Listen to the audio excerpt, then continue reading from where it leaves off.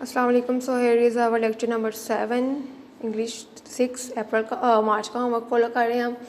तो यहाँ पे पेज नंबर 6 पे है लेटर ए मेज़। हमने मेज़ बनाना है, मतलब कि line A to A join करना है, लाइक ए दैन फिर ए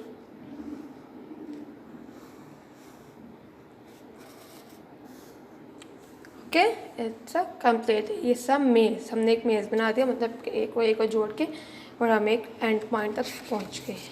सो अब देखें, हमारे पास बी है। हमने पहले ए को फॉलो किया था, ए के बारे में पढ़ा था, और अब हमारे पास है पेज नंबर 7 पे बी हमारे पास 3 स्टेप्स में बनता है। First step is straight line, second is half circle and third step is second half circle. ये देखिएगा ज़रा आप, first half circle and second half circle और एक स्ट्रेट लाइन। बीबा बॉय, बीबा बॉय, बीबा बॉय।